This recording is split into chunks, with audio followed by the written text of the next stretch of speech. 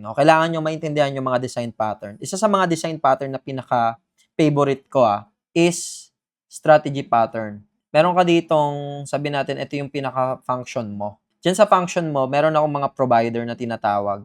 Or sabi natin, pwede natin tawagin strategy. The way how I implement yung system or yung payment system ko, mga bossing, is meron niyang send it. Tapos ito, pwede akong gumawa ng kung ano. Kunyari, gusto kong i-implement yung Payrex. Pwede akong gumawa niyan. Payrex provider. Ngayon, kaya siya strategy pattern, mga bossing. It's because, ito, kung tinatanggap nito is ABC, and then ang nire-return nito is CXC. Dapat itong Payrex provider mo, tumatanggap din yan dapat ng ABC, and then dapat nagto-throw din siya ng, or nagre-response din siya ng CXC. Ngayon, pagka ginawa nyo yan dito sa, kunyari, ito na yung payment nyo. Dito sa payment service nyo, mga bossing, pwede na kayong mamili kung ano bang klaseng type ng strategy or anong klaseng strategy yung gusto mong gamitin. Pagka ganyan, mga bossing, pwede nyong piliin, it's either, sabihin natin, okay, sa request na to ang gusto kong gamitin si Send It. Okay, sa request na to, ang gusto kong gamitin si Payrex. So, yan yung strategy pattern na pinaka-favorite ko sa lahat ng design pattern. Kasi nga, sobrang beneficial niya, mga bossing. Especially